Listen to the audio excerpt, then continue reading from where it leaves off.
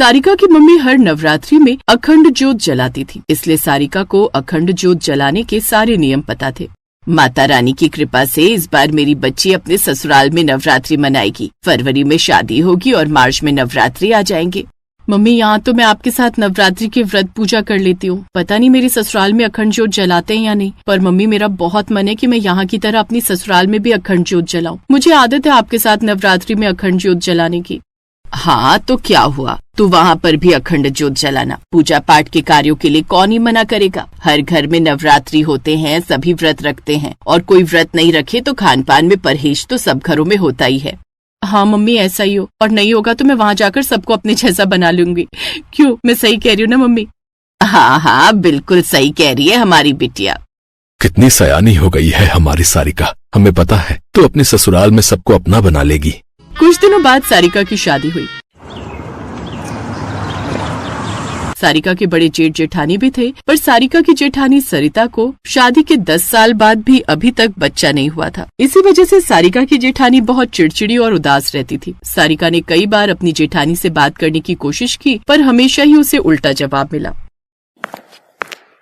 सरिता भाभी, आपने हलवा नहीं खाया? मैं तो बहुत देर का रख कर गई हुई थी।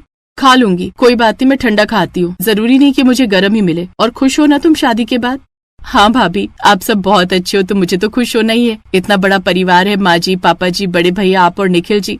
ये तुम मुझे सबके बारे में बता रही हो या ताने दे रही हो? तुम भी यही कहना चाहती हो ना कि मैं अभी तक माँ नहीं बनी और इस घर में बच्चों की किलकारी नहीं गूंज रही है? तुम्हें इस घर में बच्चे नजर नहीं आ रहे? तुम भी मुझे यही सुनाने आई हो ना कि मैं आज तक माँ नहीं बन सकी और अभी तक मेरा बच्चा नहीं हुआ?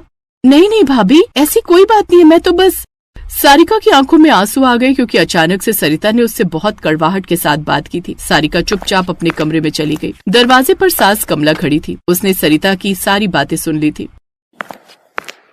सरिता बहू, ये क्या बात हुई? इस तरह से कोई नई बहू से बात करता है? वो बेचारी तो तुम्हें कुछ भी नहीं कह रही, सिर्फ तुम्हारे लिए हलवा लेकर आई थी। उसने पहली बार हलवा बनाया था, तुम्हें उसका सम्मान करना चाहिए। क्या इस तरह से बात करते हैं? तुम्हारी देवरानी है वो। आज के बाद ध्यान रहे, नई बहू है वो घर की। उसे प्यार और सम्मान दोनों दो, क्योंकि वो भी तुम्हारा सम्मान करती है।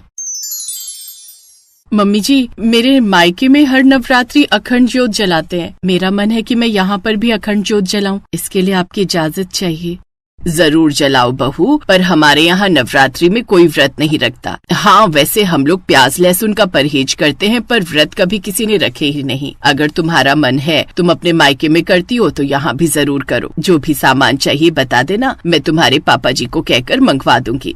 थैंक यू मम्मी जी। ठीक है, मैं आपको सामान लिख कर दे देती हूँ कि मुझे क्या क्या चाहिए। सारिका अपनी सास को सारा सामान लिख कर दे देती है।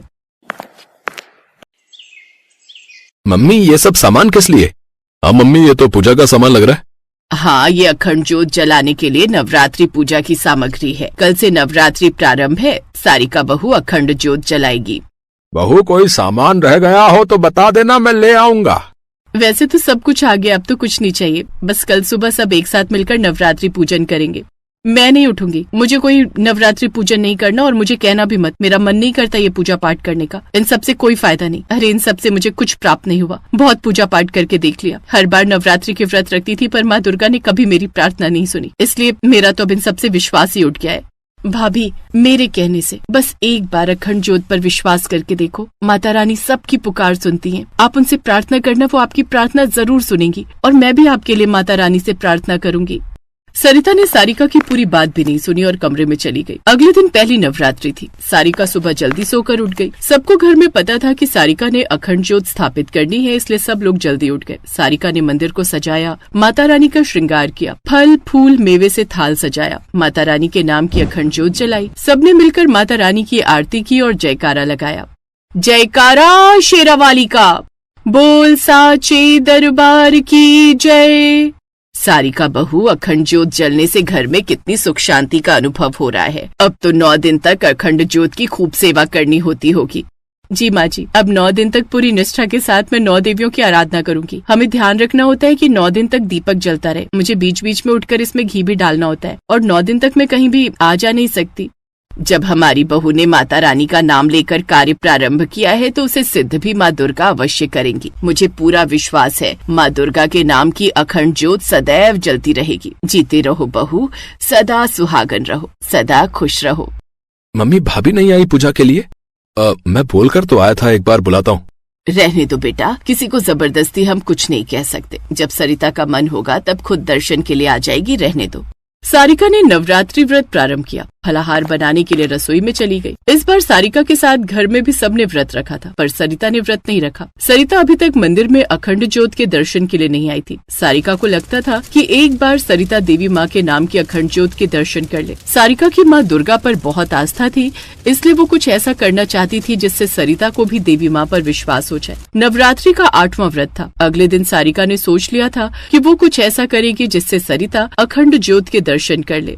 हे देवी माँ, मैं जानती हूँ आप जगत जननी हो, आप हम सभी भक्तों को बहुत प्यार करती हो। मैं चाहती हूँ सरिता भाभी को भी आप पर विश्वास हो। मेरी प्रार्थना सुन लो माँ। सरिता भाभी की गोद भर दो, उनकी गोद में बच्चा खेले, उन्हें ऐसा वर दे दो माँ। मैंने आपके नाम की अखंड ज्योत जगाई है। आपका नाम लेकर मैं जानबूझकर कुछ ऐसा कर रही हूँ जिससे सरिता भाभी आपकी अखंड ज्योत के दर्शन कर ले। मैं अखंड ज्योत के दीपक में घी कम कर रही हूँ ताकि अखंड ज्योत में सरिता भाभी घी डाल सके, उनका विश्वास आप पर बने, क्योंकि मैं जानती हूँ आप मेरी प्रार्थना जरूर सुनोगे और सरिता भाभी को आपकी भक्ति और सेवा करने का अवसर प्राप्त हो। उस समय घर पर केवल सारिका और सरिता ही मौजूद थे। बाकी सब रिश्तेदारी में नवरात्रि के कीर्तन में गए हुए थे। सारिका जा नहीं सकती थी क्योंकि उसने अखंड ज्योत जगाई थी और सरिता वैसे ही अपना मन खराब करके बैठी थी, इसलिए वो नहीं गई। सारिका जानबूझकर आंगन में चली गई। उसी समय सरिता मंदिर के पास से गुजरकर रसोई में जा रही थी। तभी उसकी नजर अखंड ज्योत पर गई। सरिता घबरा गई क्योंकि अखंड ज्योत की लौ धीमी पड़ गई क्योंकि उसमें घी नहीं था। सरिता दौड़कर अखंड ज्योत के पास गई और उसने फटाफट से बराबर में रखे हुए घी के डिब्बे को खोला और अखंड ज्योत में घी भर दिया। ऐसा करते ही अखंड ज्योत की लौ तेज हो गई। ऐसा लग रहा था मानो अखंड ज्योत मुस्कुरा रही हो। सारिका छुपकर सब कुछ देख रही थी। उसने मन ही मन माँ दुर्गा को प्रणाम किया। वो जैसा चाहती थी वैसा ही हुआ।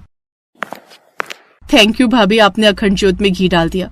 मुझे तो ध्यान ही नहीं रहा। अखंड ज्योत जगाकर इन सब चीजों का बहुत ध्यान रखना होता है। थैंक यू, आपने ध्यान दिया। इसमें थैंक यू की कोई बात नहीं है सारिका। तुमने बहुत सच्चे मन से अखंड ज्योत जगाई है तो ये 9 दिन तक ही जलेगी। मैंने देखा इसमें घी नहीं है तो डाल दिया था। भाभी, ये सब जो भी हुआ है माँ दुर्गा की इच्छा से ही हुआ है। वह स्वयं चाहती थी कि आप उनकी अखंड ज्योत के दर्शन करो और देखो उन्होंने आपको खुद ही अपने पास बुला लिया। आप देखना, माँ दुर्गा के आशीर्वाद से आपकी मनोकामना जरूर पूरी होगी। सरिता के चेहरे पर धीमी सी हंसी आ गई। अगले दिन जब सारिका कन्या पूजन की तैयारी कर रही थी तो सरिता खुद ही उसके पास मदद के लिए आ गई। दोनों देवरानी जेठानी ने मिलकर हलवा पूरी चने का प्रसाद बनाया। सरिता के मन में अपने आप ही पूजा का कार्य करने की इच्छा जाग रही थी। सबने मिलकर कन्या पूजन किया।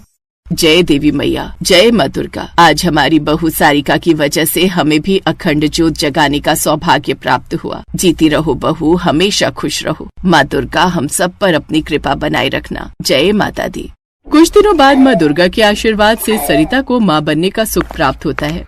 सारिका, तुम सही कहती थी। माँ दुर्गा की अखंड ज्योत में बहुत शक्ति है। मुझे लगता है तुम्हारे घर में आने से हमारे घर में जो इतने सालों से खुशी नहीं आई थी वो आ गई। तुम बहुत अच्छी हो सारिका। आज मुझे भी माँ दुर्गा पर विश्वास हो गया। उन्होंने मेरी प्रार्थना सुन ली। भाभी, माँ दुर्गा तो ममता की देवी हैं। वे अपने भक्तों की पुकार जरूर सुनती हैं। कुछ समय बाद सरिता के घर एक प्यारी सी बेटी का जन्म होता है। सरिता और उसके ससुराल वाले बहुत खुश होते हैं। माँ दुर्गा की अखंड ज्योत के प्रताप से सरिता की सूनी गोद भर गई थी, इसलिए अब हर नवरात्रि सारिका के ससुराल में अखंड ज्योत जलने लगी।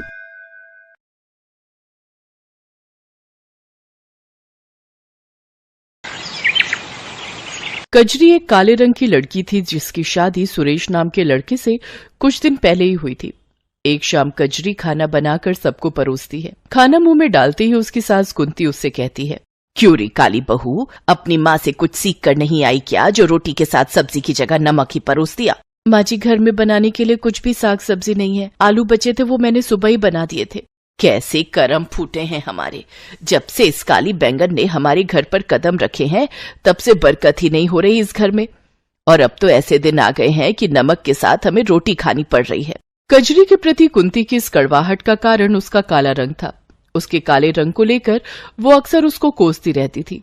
लेकिन कजरी का रंग भले ही काला था पर उसका दिल एकदम साफ था। वो दुर्गा माँ के प्रति बड़ी आस्था रखती थी। कजरी का पति सुरेश दिहाड़ी मजदूरी करके अपना घर चलाता था, लेकिन पिछले कुछ दिनों से उसकी तबीयत कुछ ठीक नहीं थी, जिस वजह से वो काम पर नहीं जा पा रहा था। डॉक्टर साहब, आखिर क्या हुआ है मेरे बेटे को? गर्मी में लू लगने के कारण इन्हें उल्टी, दस्त और बुखार आ गया है। आप इनके सिर पर ठंडे पानी की पट्टियां रखिए, साथ ही ये दवाई दे दीजिएगा। और हाँ, इनके शरीर में अभी काफी कमजोरी है, इसलिए अभी 2 महीनों तक इन्हें बेड रेस्ट पर ही रहना होगा। ये सुनकर कजरी का मन बड़ी ही उलझन में फंस गया और वो सोचने लगी, जब तक सुरेश जी ठीक नहीं हो जाते मुझे ही कुछ न कुछ काम करके इस गृहस्थी को चलाना होगा। मुझे जल्द ही कुछ करना होगा, नहीं तो ये घर दाने दाने तक को मोहताज हो जाएगा। ऐसा सोचकर कजरी भूखी प्यासी काम ढूंढने निकल गई, लेकिन पूरे 50 घर के दरवाजे खटखटाने के बाद भी उसे काम नहीं मिला। अब बस ये घर एक आखिरी उम्मीद है। ये सोचकर वो उस घर का दरवाजा भी खटखटाती है।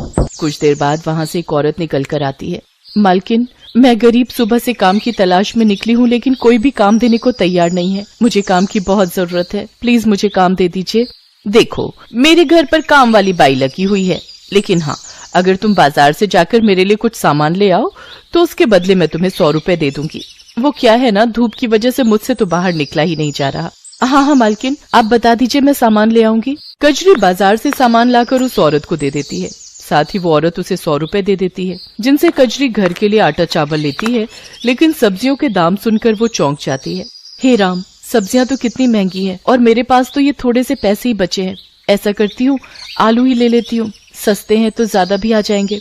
वो उन थोड़े से बचे हुए पैसों से आलू खरीद लेती है। तभी वो देखती है कि एक बूढ़ी औरत 20 रुपए में 1 पाव अचार दे रही है। उसके पास काफी भीड़ लगी हुई है। कजरी झट से उसके पास जाती है। अम्मा, 1 पाव अचार दे दीजिए। अचार, आलू और आटा लेकर कजरी घर आ जाती है, लेकिन सारे रास्ते वो बस अचार वाली के पास लगी भीड़ के बारे में ही सोचती रहती है। और घर आकर वो अपने पति को ये बात बताती है। आज मैंने बाजार में एक बूढ़ी औरत को अचार बेचते देखा। उनके पास अचार खरीदने के लिए काफी लंबी लाइन लगी थी। मैं सोच रही हूँ क्यों ना मैं भी अचार बनाकर बाजार में बेचूं। बात तो ठीक है, लेकिन अचार बनाने के लिए जो सामान चाहिए उसके लिए तुम्हारे पास पैसे आएंगे कहाँ से? बंसी काका से कुछ पैसे उधार ले लूंगी और जैसे ही पैसे आ जाएंगे उन्हें लौटा दूंगी। वो बड़ी उम्मीदों के साथ बंसी काका के पास जाती है, लेकिन वो उसे उधार देने से मना कर देते हैं। वो रोते हुए घर आ रही थी कि तभी उसे रास्ते में वो अचार वाली बूढ़ी अम्मा मिलती है, जो कि एक पेड़ के किनारे बैठी हुई होती है। अरे बूढ़ी अम्मा, आप इस वक्त यहाँ क्या कर रही हैं? बेटी, कल रात मेरे गांव में बहुत तेज बादल फटा, जिसके बहाव में आकर मेरा सारा घर बह गया। अब मेरे पास कुछ भी नहीं है। अम्मा, लेकिन आज भी मौसम खराब है, बारिश आने वाली है। आप ऐसे में कहाँ जाएंगी? एक काम करिए, आप मेरे साथ मेरे घर चलिए। उस रात वो बूढ़ी अम्मा कजरी के घर ही रुकती है। फिर अगले दिन सुबह वो बूढ़ी अम्मा वहाँ से जाने लगती है तो कजरी उससे बोलती है, अम्मा, आप इस उम्र में कहाँ जाएंगी? जब तक आपके रहने का कोई ठिकाना नहीं हो जाता, आप यहीं हमारे साथ ही रहिए। वो बूढ़ी अम्मा मान जाती हैं। फिर कजरी ने उनके सामने अचार बनाने की बात बताई। तो बेटा, तूने मुझे पहले क्यों नहीं बताया? ये ले, मेरे पास कुछ पैसे हैं, तू इनसे अचार बनाने का सामान ले आ। कजरी उन पैसों से सामान लेकर घर आती है। दोनों मिलकर बड़ा ही स्वादिष्ट अचार बनाती हैं। अम्मा, वैसे आपने मुझे अपना नाम नहीं बताया। वैसे तो बेटी मेरा नाम भवानी है, लेकिन लोग मुझे कई नामों से बुलाते हैं। कुछ तो मुझे दुर्गा भी कहते हैं। ये सुनकर कजरी सोच में पड़ जाती है। अगले दिन कजरी दुर्गा माँ के सामने मत्था टेक कर बूढ़ी अम्मा के साथ अचार बेचने बाजार जाती है। कुछ ही देर में उसके पास लोगों की भीड़ लग जाती है। मुझे 2 किलो अचार दे दो, मेरी बहू पेट से है, उसका बड़ा मन करता है अचार खाने को। और मुझे 3 किलो। कुछ ही देर में उसका सारा अचार बिक जाता है। कुछ ही दिनों में वो सारे बाजार में स्वादिष्ट अचार वाली के नाम से मशहूर हो जाती है। उसकी खूब अच्छी कमाई होने लगती है। अम्मा, आज तुम्हारे कारण ही मेरी अच्छी कमाई होने लगी है। बेटी, ये सब दुर्गा माँ का कमाल है। मेरी मान तो अपनी कमाई में से कुछ हिस्सा तू गरीबों में दान कर, इससे दुर्गा माँ बहुत खुश होंगी। कोई जरूरत नहीं है भिखारियों को दान देने की। अरे पैसे क्या पेड़ पर उगते हैं? और तू बुढ़िया, जल्दी से अपना बोरिया बिस्तर यहाँ से बांध ले। अब तुझे हम और इस घर में मुफ्त की रोटियां तोड़ने नहीं दे सकते। अगले दिन जब कजरी सोकर उठी तो उसने देखा कि बूढ़ी अम्मा घर में नहीं है। अम्मा, अम्मा, कहाँ चली गई आप? लगता है माँ जी की बातों ने उन्हें यहाँ से जाने पर मजबूर कर दिया। पीछे कुछ दिनों में कजरी का उस बूढ़ी अम्मा से खूब लगाव हो गया था।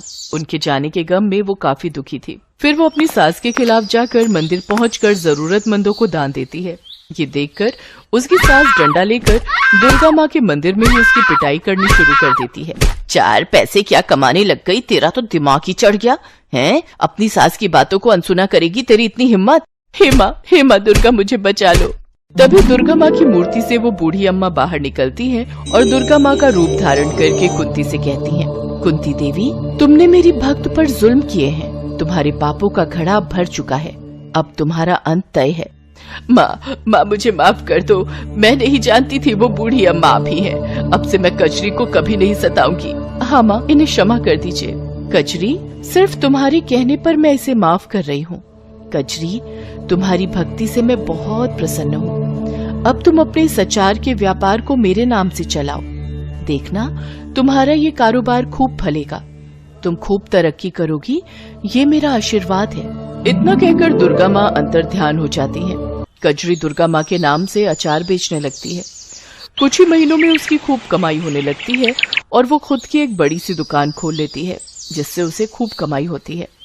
साथ ही अब सुरेश भी पूरी तरह ठीक हो चुका था। अब वो भी कजरी के साथ मिलकर दुकान चलाने लगा। तो वहीं कुंती भी अब कजरी के साथ अच्छे से पेश आती